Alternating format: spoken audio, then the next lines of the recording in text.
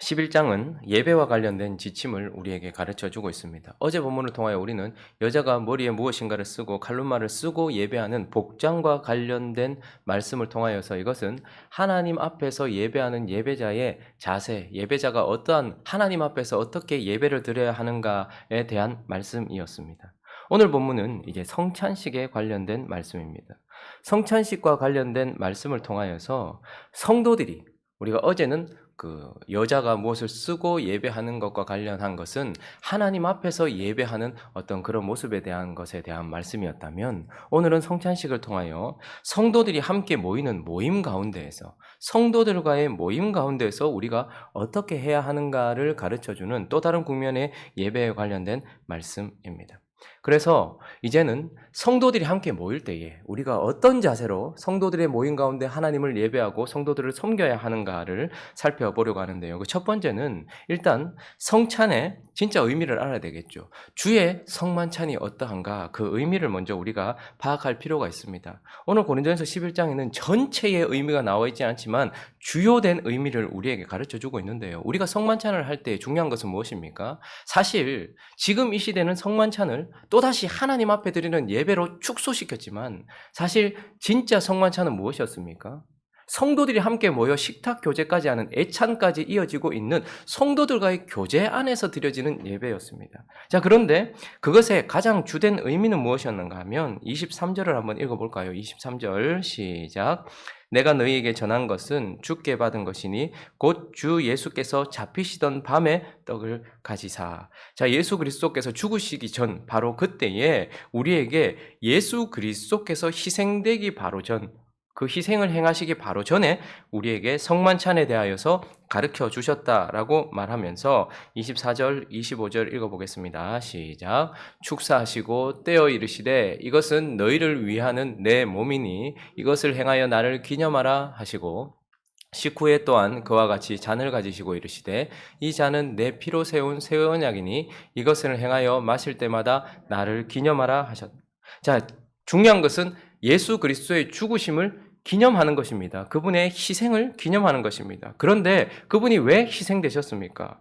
그분이 성만찬을 통해서 우리가 기억하고 기념하기 원하는 것은 그분이 다른 누군가 온 세상을 위하여 그분이 십자가를 지셨지만 그러나 그분이 십자가를 지신 이유는 자신의 형제된 성도인 저와 여러분 우리들에게 생명을 주기 위하여 희생되셨다라는 것을 기념하는 거예요.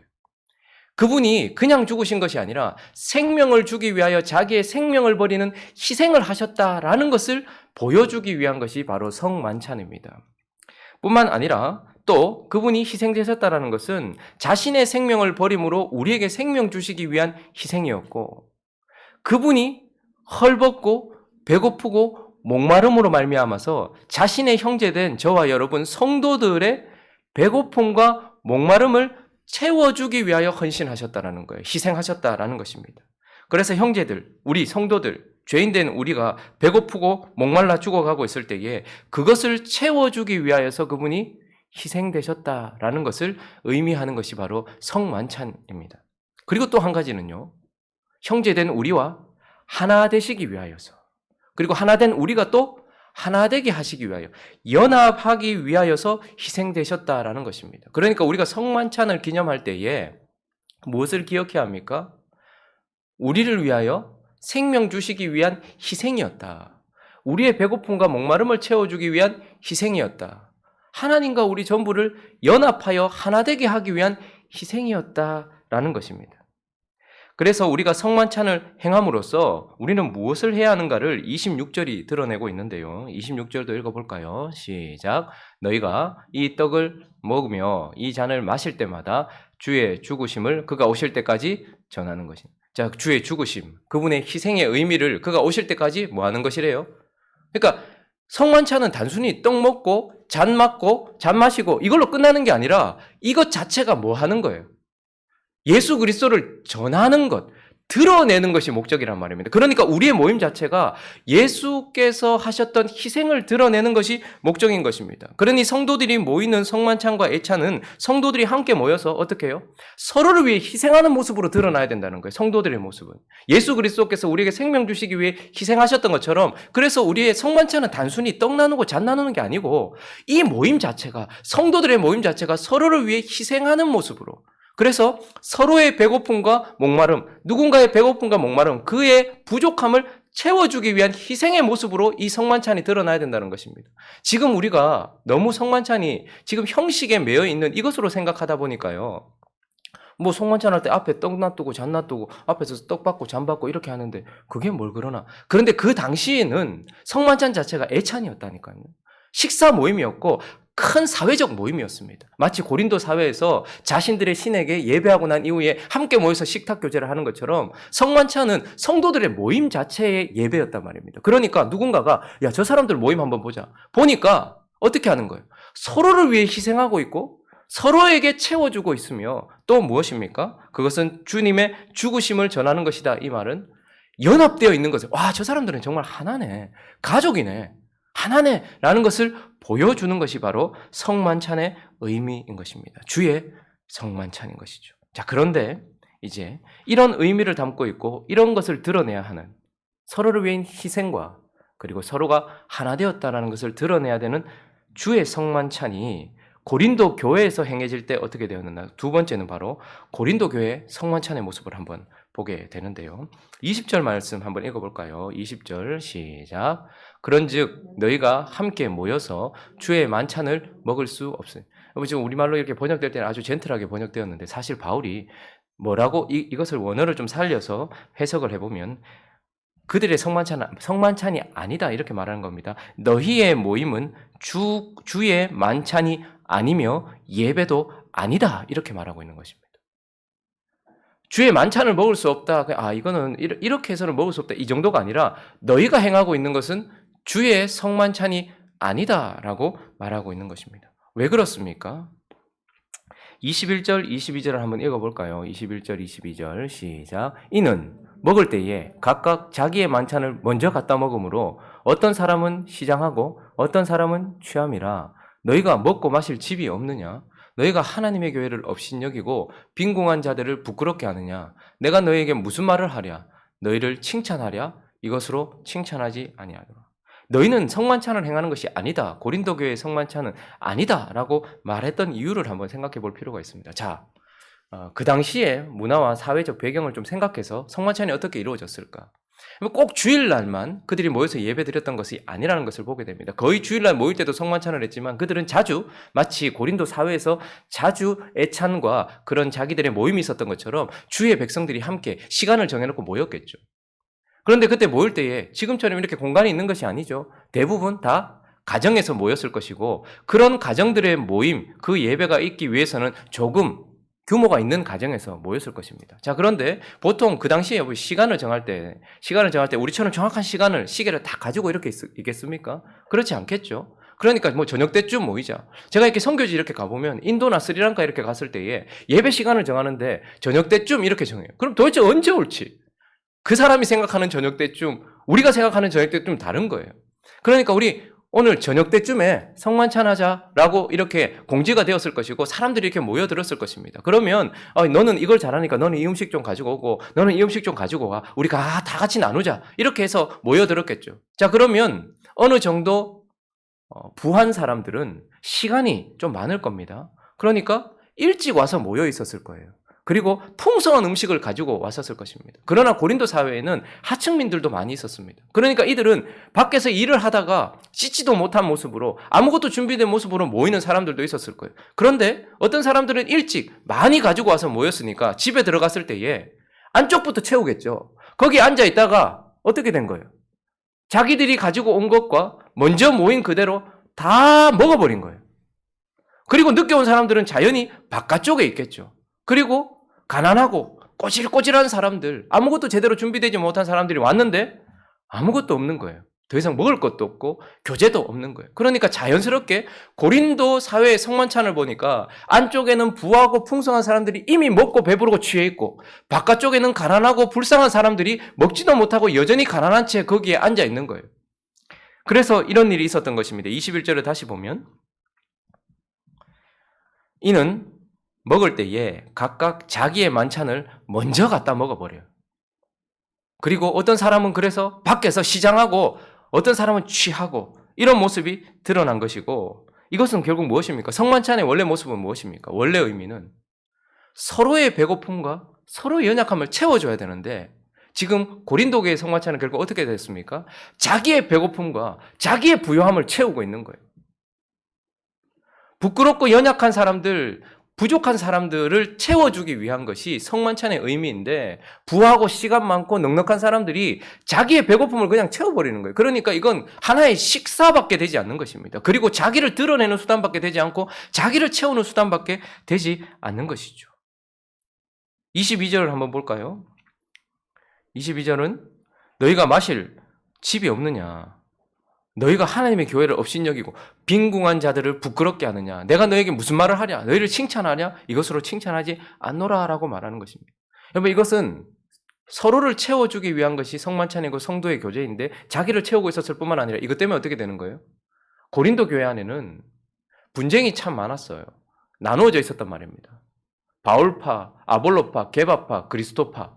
그런데 그것만 있었던 것이 아니라 가난한 자들과 부한 자들이 또 분리되고 있는 것이 보이십니까? 성만찬을 통하여서 누구는 풍성하게 누리고 있고 배불러서 취할 정도까지 지금 이렇게 있는데 또 어떤 사람은 어떻게 해요? 아무것도 체험받지 못하고 있는 또 다른 분리가 일어나는 거예요. 성만찬의 의미는 연합이었습니다. 그리스도와 연합하고 그리스도를 주로 모신 사람들끼리 연합이었어요. 그런데 이 성만찬을 행함으로 말미암아서 자기를 채워주고 그리고 서로 분리되는 일이 일어났다라는 것입니다. 그래서 이 성만찬의 고린도 교회의 성만찬은 결국 이렇게 되었습니다. 17절 읽어보겠습니다. 17절에 있습니다. 시작. 내가 명하는 이 일에 이는 너희의 모임이 유익이 못되고 도리어 해로웁니다. 성만찬은 보이는 말씀입니다. 만져지는 말씀입니다. 예언, 설교는 보이지 않는 말씀, 만져지지 않는 말씀을 받는 영적인 시간이라면 성만찬은 그 말씀을 보이는, 느끼는 그런 시간이란 말입니다. 그래서 그것은 유익이 되는 시간이어야 하는데 도리어 어떻게 되었다는 거예요? 고린도 교회의 성만찬은 해로움이 되었단 말입니다. 27절 읽어보겠습니다. 시작. 그러므로 누구든지 주의 떡이나 잔을 합당하지 않게 먹고 마시는 자는 주의 몸과 피에 대하여 죄를 짓는, 해로운 정도가 아니라 죄를 짓게 되었단 말입니다. 성만찬을 통해서. 그러니까 성도들의 교제, 우리로 말하면 구역 모임, 식사하면서 우리 구역 모임 하죠. 우리 교회가 예배를 그런 식으로 진행하는 데는 이유가 있습니다. 11시에 함께 모여서 주를 향한 예배를 드리고 예배가 끝나자마자 우리는 식사를 하고 그 다음 뭐합니까? 성도들의 교제를 하는 것입니다. 그런데 이 교제의 모임이 하나의 예배라는 생각을 하지 못하는 사람들도 많이 있고 그 가운데서 이 구역 모임과 이 성도들의 모임이 어떠해야 되는지를 생각하지 못하는 경우가 많이 있는 것이죠. 그래서 이것이 오히려 죄를 짓는 것이 되어버리는 것입니다. 그래서 어떻게 되었습니까? 30절 읽어볼까요? 30절 시작. 그러므로 너희 중에 약한 자와 병든 자가 많고 잠자는 자도 고린도 교회의 지금 상태가 어떻게 되었냐면 여러분 성만찬 무엇인가 먹었다. 그러면 어떻게 될까요? 배고픈 자가 서로 채워줬기 때문에 강해져야 되겠죠. 그런데 그들은 성만찬 때문에 오히려 더 약해졌어요. 병들고 힘든 자들이 여러분 약이나 음식은 같은 원리잖아요. 그래서 성만찬을 함으로 말미암아서 영과 몸이 건강을 얻어야 되는데 병든 자가 많아졌다라고 말하고 있고 오히려 그것 때문에 잠자는 자 하나님께 징계를 받아서 이것은 지옥 같다는 말이 아니라 죽음이 있는 연약함이 있는 이런 상태를 말하는 것이죠. 그래서 31절 32절도 읽어보겠습니다. 시작. 우리가 살폈으면 판단을 받지 아니하려니와 우리가 판단을 받는 것은 주께 징계를 받는 것이니 이는 우리로 세상과 함께 정죄함을 받지 않게 하려 하십니다. 이 성만찬 때문에 그들에게는 유익이 되지 못하고 오히려 해로워졌고 하나님과 사람 앞에 죄를 지음으로 말미암아 하나님이 어떻게 하시는 거예요? 세상과 함께 정죄받지 못하려고 성만찬 때문에 징계하셨단 말입니다. 그래서 교회의 상태가 약해요. 면역력이 없어요. 교회가 약할 뿐만 아니라 병들었어요. 교회가 그것 때문에 마치 잠자는 것처럼 죽음이 있는 것처럼 싸한 겁니다. 이런 일이 결국 일어났다라고 말하고 있는 것이죠. 자, 그러면 바른 성만찬은 어떻게 진행돼야 될까요? 올바른 성만찬은 어떻게 해야 할까요? 성만찬을 대하는 자세는 결국 무엇을 드러내는 것입니까? 여성의 복장, 남성의 복장은 결국 하나님 앞에 예배를 어떻게 드릴지를 드러내는 것이었다면 성만찬을 대하는 태도는 성도들을 어떻게 대해야 되는지, 성도들과의 교제를 어떻게 행해야 하는지, 성도들의 모임을 어떻게 해야 하는지, 그 관계 속에서 어떻게 해야 되는지를 보여주는데 오늘 그래서 어떻게 하라는 거예요? 자신을 살피라라고 말하고 있는 것입니다. 28절 한번 읽어볼까요? 28절, 29절 시작. 사람이 자기를 살피고 그 후에야 이 떡을 먹고 이 잔을 마실지니 29절요. 주의 몸을 분별하지 못하고 먹고 마시는 자는 자기의 죄를 먹고 마시는 거예요. 자, 그래서 성만찬을 어떻게 하라는 거예요? 자기를 살피는 시간이 되어야 된다는 거예요. 성도들과의 교제 가운데서도 어떻게 해야 된다는 거예요? 자기를 살피란 말입니다. 자기를 살핀다는 것은 무엇일까요? 지금 나의 모습이 예수 그리스도께 합당한가 자기 자신을 살피란 말입니다. 성만찬을 대하기 전에, 성도 앞에 서기 전에, 성도와 교제하기 전에 성도가 어떠한가 그걸 살피는 것이 아니라 저 사람이 지금 깨끗한가 그걸 살피는 것이 아니라 저 사람이 주님 앞에 합당한가, 저 사람이 지금 나한테 거슬림이 되지 않는가 그걸 살피라는 것이 아니고 성만찬을 하기 전에 지금 나의 모습이 주님 앞에 합당한가? 나를 위해 자기 자신을 찢고 피 흘려주신 주님 앞에 내가 지금 합당한가를 살필 뿐만 아니라 성만찬은 주님이 그때의 제자들과 죄인된 우리를 위하여 그렇게 자기 자신을 내어주신 모습처럼 나도 지금 형제들 앞에 내 자신이 그러한가 그걸 살피라는 말입니다. 우리 보통 성만찬 대할 때 나는 오늘은 이번엔 받지 않겠습니다 이렇게 말해요. 그건 단순히 하나님 앞에 내가 죄가 있다 이 정도만 생각하는 것이 아니고 그렇게 거부하라고 주신 말씀이 아니라 살피라고 주신 말씀이란 말입니다.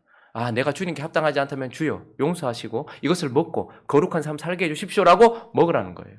그리고 어떻게 하라는 거예요? 형제들 앞에서 내가 그날 밤 돌아가시던 예수 그리스도께서 형제들을 위하여 어떤 마음을 가지고 계셨습니까?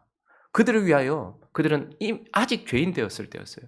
그들은 아무것도 하나님께 유익이 되는 순간이 아니었을 때에도 그들을 사랑하는 마음이 있었습니다. 그와 같이 내가 우리 교회 교제 가운데 있을 때 저 사람을 어떻게 해요? 저 사람 앞에 내가 주님과 같은 모습으로 서 있는가 자기 자신을 살피면서 교제를 해야 되는 것입니다. 여러분 보통 보면 예배 때문에 상처받는 사람들은 별로 없어요. 식사하다가 상처받는 사람도 있습니다. 오늘 반찬 때문에 나는 와 요거밖에 안 주고 저 사람은 저만큼 주고 근데 그 이후에 성도의 교제를 하다가 상처받는 경우가 참 많이 있습니다. 그래서 대부분의 교회가 구역 모임이나 이런 것들을 되게 힘들어하죠. 많은 사람이 모이지도 않아요. 자기 자신을 살피지 않은 채 다른 이들을 살피고 자기 자신이 그 사람 앞에 합당한 사람인지는 살펴보지 않은 채 늘 다른 이를 탓하는 우리의 연약함이 우리를 병들게 하고 약하게 하고 교회가 죽은 것 같이 만든단 말입니다. 예배를 화려하게 만든다고 그 교회가 살아있는 것처럼 보이는 것이 아니라 성도들의 교제가 살아날 때에 그 교회는 진짜 살아있는 것이거든요. 그런 개성들이 드러나고 서로를 섬기는 그런 것들이 드러나요. 그래서 성만찬을 대할 때는 자기 자신을 살피는 것처럼 여러분 성도를 대할 때에 그 성도 앞에 있는 나 자신을 살펴야 한다는 것입니다. 그리고 중요한 것은 바로 이것입니다. 기다리라라는 것입니다. 33절 읽어보겠습니다. 시작. 그런즉 내 형제들아 먹으러 모일 때에 서로 기다리라. 성만찬을 대할 때 서로 기다리라는 거예요. 성도들을 대할 때 서로 기다리라는 거예요. 이건 연약하고 아직까지 도착하지 않은 성도들 식사하지 말고 식사를 중단하고 기다리라 이런 의미라기보다는 그 성만찬에는 꼬질꼬질 때가 묻어있는 사람들, 아무것도 준비하지 못하고 온 사람들, 연약함으로 가득 차 있는 사람들, 늘 체험을 받아야 되는 사람들이 있는데 그들은 그런 성도들을 기다려주라는 거예요. 우리 주님이 그렇게 하셨습니다. 아직까지 죄로 가득한 자들이 회개하지 않았음에도 불구하고 주님은 기다려주셨단 말입니다. 그리고 아무것도 체험받을 것이 없는, 주님께 아무것도 드릴 것도 없는 빈손으로 있는 자들, 빈공한 자들, 그런 우리를 주님께서 기다려주셨다는 말입니다. 교회에서 나는 성만찬에 합당한 모습으로 많은 것들을 준비했고 누군가를 줄 수 있는 상황이 되었다 할지라도 어떤 사람은 아직까지 주의 만찬에 합당하지 못한 모습으로 나오기도 하고 아무것도 가지고 나오지 못한 사람들이 있어요. 빈공한 사람들이 있어요. 영적으로 아무것도 없어요. 죄만 가득 안고 있는 사람들이 있습니다. 그래서 마치 무엇인가 계속 해줘야 되는 사람들이 있단 말입니다. 그렇지만 어떻게 하라는 거예요, 주님이? 그런 사람들이 주께 합당하게 될 때까지 기다리라는 거예요. 그런 사람들이, 빈궁한 사람들이 무엇인가 체험을 받고 또 무엇인가 나눠줄 것이 있어질 때까지 기다려주라라는 것입니다. 그래서 교회는 영적인 가정 공동체처럼 연약한 자들을 섬기는 성숙한 자들이 일어서 있는 그런 공동체여야 한다. 너의 배고픔을 채우고 너의 잘남을 채우는 것이 아니라 저의 배고픔을 채워주고 저의 배고픔을 어떻게 해요? 저의 목마름을 채워주는 그런 공동체. 그래서 그가 어느 순간인가 우리도 모르는 사이에 우리의 헌신과 섬김을 통하여 희생을 통하여 자랐을 때에 그를 통하여 또한 유익을 얻는 자식이 어느샌가 벌써 커서 아르바이트도 하고 직장도 가지고 어느샌가 그의 능력을 드러내어서 함께 누리는 것처럼 그런 공동체가 되어야 된다라고 말씀하고 있는 것입니다. 말씀을 정리하겠습니다. 예배는 두 방면이 있습니다. 하나님 앞에 드리는 기도와 예언 같은 말씀을 나누고 기도하는 하나님 앞에 드리는 예배가 있어요. 그러나 11장은 또 다른 예배의 국면을 우리에게 보여줍니다. 성만찬과 같이 성도들이 함께 모여있는 교제와 같은 예배. 그래서 11시 예배만 예배가 아니고 구역 모임도 사실은 예배인 것입니다. 하나님 앞에서 나의 모습을 드러내는 것도 예배고 성도들 앞에서 내가 서 있는 것도 예배란 말입니다. 성만찬도 예배란 말입니다. 그래서 하나님 앞에 예배를 드릴 때는 질서를 따라서 하나님이 말씀하신 방식대로 예배하는 것이 중요합니다. 자, 그러면 성도들의 모임 속에서는요, 자기를 살피는 것이 중요하고 다른 이를 기다려주는 것이 중요한 것입니다.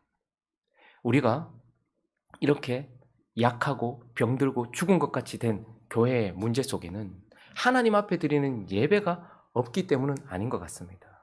혹 그 예배가 있어도 질서나 방식을 따라서 하나님의 방식에 따라서 예배하지 못하기 때문에 문제이기도 하지만 우리는 두 번째 국면의 예배를 거의 잃어버렸습니다.